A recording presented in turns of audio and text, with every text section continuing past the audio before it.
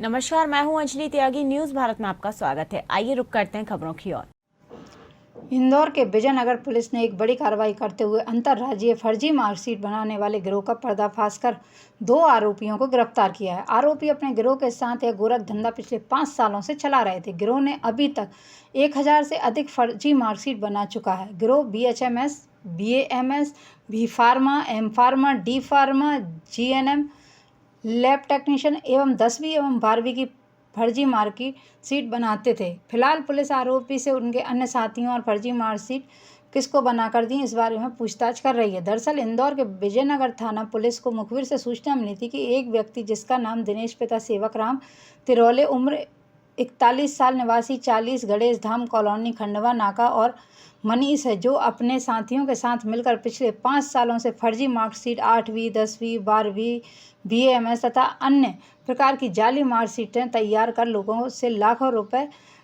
में मार्कशीट देता है। मुखबिर जी की सूचना पर DCP अभिषेक आनंद द्वारा एक टीम बनाई गई और मुखबिर की बताई जगह पर गणेश कॉलोनी खंडवा रोड पर आरोपी दिनेश तिरोले और मनीष के घर पर दबश देकर उसे गिरफ्तार किया गया।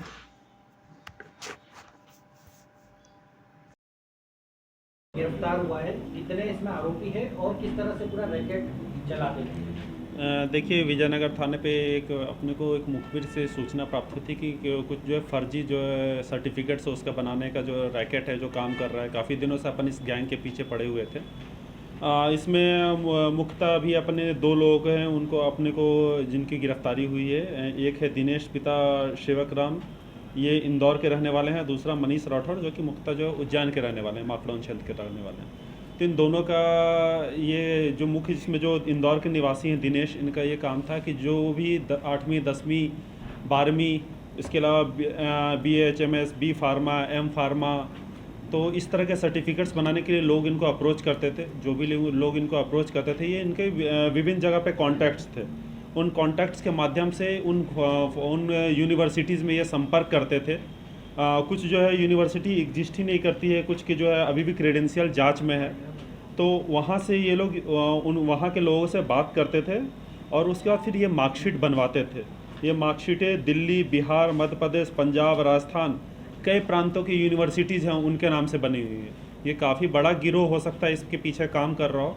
इसमें पुलिस पूरी जो अभी मामला इन्वेस्टिगेशन में इसमें FIR किया गया था विजयनगर थाने पे 420, 467, 468 एंड 471 के IPC के तहत। इसमें भी 2 आरोपी को गिरफ्तार किया गया। बाकी पूरा प्रकरण जो अभी विवेचना में। सर, कितने रुपए में मार्कशीट बनाते थे और डिमांड आती थी वैसे मार्कशीट बनाते थे सर? जी हाँ, ये इनके जो मार्कशीट बनाने के अलग अलग रेट्स थे। 10वीं 12वीं की मार्कशीट 15-20 हज़ार की, इस तरह के जो है अनौपचारिक जो अभी इनके से पूछताछ हुई है जिसमें बताया उन्होंने। उसी तरह जो फार्मा के जो मार्कशीट्स हैं, ये लाखों रुपए लेकर के उन मार्कशीट्स को बनाया करते थे। तो अलग अलग डिग्री के अलग अलग ये इन्होंने रेट फिक्स कर रखे थे। तो शुरुआती पूछताछ में क्या बताया, कौन कौन से विद्यालय या महाविद्यालयों की मार्कशीट अभी तक इन लोगों ने जारी की? जैसा कि मैंने बताया कि एक भोपाल की यूनिवर्सिटी है जिसके माध्यम से ग्लोबल टेक्निकल यूनिवर्सिटी, जिसके नाम से पहला जो सर्टिफिकेट प्राप्त हुआ था पुलिस को, इसके बेसिस पे FIR हुआ है। वो हमने यूनिवर्सिटी से जानकारी प्राप्त कर ली। वो जवाब आ गया यूनिवर्सिटी से कि ये मार्कशीट उनके कॉलेज के द्वारा नहीं बनाया गया, तो जिसके बेसिस पे ये प्राथमिक की गई। इसके अलावा जो अन्य यूनिवर्सिटीज़ हैं, दिल्ली के भी यूनिवर्सिटी हैं, बिहार, मध्य प्रदेश के भी, झारखंड, राजस्थान, पंजाब, तो ये विभिन्न जगह की यूनिवर्सिटी है जहाँ के मार्कशीट उन्होंने बनाया। माना जाए कि डिस्टेंस लर्निंग कोर्स का जो है मिसयूज हुआ है, मतलब इस तरीके से लोग जो है सर्टिफिकेट भी ऐसा नहीं, डिस्टेंस लर्निंग जो हमारी सरकार की तरफ से एक जो जेन्युइन एफर्ट्स है लोगों को शिक्षा लोगों के घर घर पहुंचाने का। लेकिन ये लोग जो है जो जिन लोगों के सर्टिफिकेट्स बनवाते थे उनका कोई वो एग्ज़ाम नहीं देते थे, उनका कोई रिकॉर्ड नहीं रहता था। वो बैक डेट में, जैसे आज 2023 में 2010 के सर्टिफिकेट्स, 11 के सर्टिफिकेट्स वो बैक डेट में सर्टिफिकेट्स बनवाते थे। उसके अलावा वो नकली सील इनके यहाँ से प्राप्त हुई है। तो ये पूरा जो है एक मतलब कि ये अवैध कार्य है जो ये कर रहे थे। ऐसे कितने सर्टिफिकेट बना दिए हैं? अभी तक इन्होंने 500 से ऊपर के इस तरह के सर्टिफिकेट्स अभी तक बनाए हैं। पिछले 4 से 5 साल से ये काम कर रहा था और सर्टिफिकेट्स की संख्या और भी बढ़ सकती है। जिन लोगों के सर्टिफिकेट बने हैं वो विभिन्न विधाओं में काम कर रहे होंगे। अब ऐसी स्थिति में तो बड़ा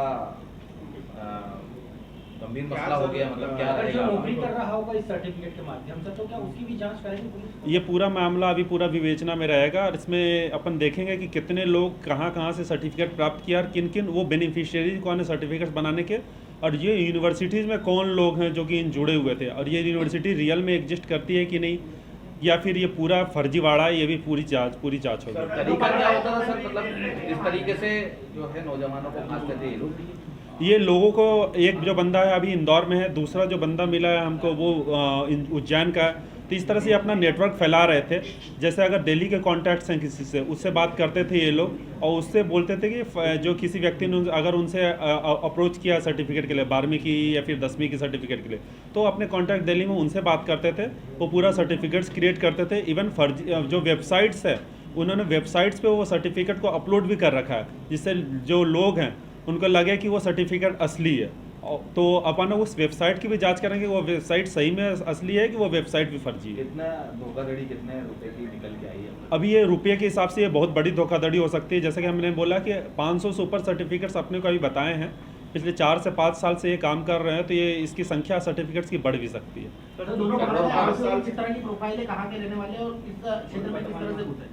अभी 2 आरोपी इसमें पकड़े गए हैं। इसमें पहला जो है इंदौर के रहने वाले हैं, दूसरे जो हैं वो उज्जैन के रहने वाले हैं। ये जो इंदौर वाले हैं, ये पहले जो टीचिंग का काम करते थे, फिजिक्स के टीचर रह चुके हैं, ये कोचिंग चलाते थे। उसके बाद फिर इन्होंने अपना सेंटर पे वो सेंटर बनाना शुरू किया, सेंटर के बेसिस पे, जो कि जहाँ एग्ज़ाम कंडक्ट करवाने को लेकर बोलते थे, और उसके एग्ज़ाम कंडक्ट करवाने का नाम पे लेकर के ये अपने ये पूरी काम की है। अभी जैसे कि प्रथम सूचना मिल रही है कि वो जो सेंटर्स इन्होंने जो एग्ज़ाम के सर्टिफिकेट्स में मेंशन किए हैं, वो सेंटर्स भी शायद फर्जी हैं। तो ये पूरी जो अभी कार्रवाई है, ये अभी विवेचना है। तो जेन्युइन सर्टिफिकेट्स की ज़रूरत थी। जो जेन्युइनली कोई कॉलेज में एडमिशन लेना चाहता था, उसका सर्टिफिकेट प्राप्त करना चाहता था, लेकिन उसको जो है इस तरह से ये झांसा दिया गया कि पढ़ाई करने की ज़रूरत नहीं, हम सीधे सर्टिफिकेट आपको दिलवा देंगे, और उसको सर्टिफिकेट का एक सैंपल भी दिया गया था, जिसके बाद से उसको लगा कि ये पूरा उसके साथ धोखाधड़ी हो रही है, उसके साथ गलत चीज़ का झांसा दिया जा रहा है। उसके बाद उसने अपने को पूरी बात बताई, उसके बाद फिर पूरी कार्रवाई हुई। कीमत क्या होती थी? जैसा कि मैंने बताया कि अलग अलग सर्टिफिकेट्स के लिए अलग अलग रेट लेते थे। अगर 12वीं के सर्टिफिकेट से 10वीं के सर्टिफिकेट 15-20 हज़ार 25 हज़ार इस तरह के रेट लेते थे। अगर एम फार्मा बी फार्मा के सर्टिफिकेट से तो उनका लाखों में कीमत रहती थी। पिछले 5 सालों से लगातार ये फर्जी तरीके से मार्कशीट बनाने का काम कर रहे थे, और इस बात से भी इनकार नहीं किया जा सकता कि कई ऐसे युवा होंगे जो सरकारी विभागों में भी कार्यरत होंगे या फिर प्राइवेट सेक्टर में भी नौकरी कर रहे होंगे। अब ये पूरी तरीके से उनका भविष्य दांव पर ही है, और ये इन्होंने इस तरीके से फर्जी तरीके से मार्कशीट बनाई है। किस तरीके से इन्वेस्टिगेट आगे करेंगे, क्योंकि फ्रॉड तो हुआ है और बहुत बड़े स्तर पर हुआ है। देखिए, इसमें जो है अपन कोई भी चीज़ को रूल आउट नहीं कर रहे हैं। जो लोगों ने सर्टिफिकेट प्राप्त किया, अपन ये इस चीज़ को देखेंगे कि क्या वो विक्टिम है कि क्या आरोपी है। अगर कोई जेन्युइन बंदा जो है वो सर्टिफिकेट चाहता था और उसको विश्वास में लेकर के धोखा दिया गया, तब उसके साथ फर्जीवाड़ा हुआ, तो इस केस में वो आरोपी नहीं बनेगा। लेकिन अगर कोई इनके साथ सहयोगी था, जो पूरा सर्टिफिकेट प्राप्त करने में और फिर अन्य लोगों का सर्टिफिकेट दिलवाने में उनका सहयोगी था, तो वो भी आरोपी बनेगा। ये पूरा मामला भी इन्वेस्टिगेशन में रहेगा। दिनेश और मनीष के अलावा और कौन लोग हैं जो ऐसे जुड़े हुए हैं? अभी वो पूछताछ का विषय है। अपन जो है इनको माननीय न्यायालय में प्रस्तुत करेंगे, उसके बाद फिर पूछताछ के लिए इनके पुलिस रिमांड लेंगे, फिर अन्य नामों के बारे में। मनीष का सर क्या रोल है? मनीष जो काम जो दिनेश यहाँ इंदौर में कर रहा था, मनीष वही काम को उज्जैन में अपना जो है नेटवर्क फैला रहा था। टोटल कितनी यूनिवर्सिटी और कॉलेजेस की डिटेल आ गई सामने, जिससे रिलेटेड ये लोग अभी मार्कशीट दे रहे थे अनुमानित? मैंने अनुमानित जैसे बताया कि बिहार, मध्य प्रदेश, पंजाब, राजस्थान, दिल्ली, ये प्रांतों की यूनिवर्सिटीज़ के अपने पास डिटेल आए हैं। उसके अलावा अन्य की अपनी पूछताछ कर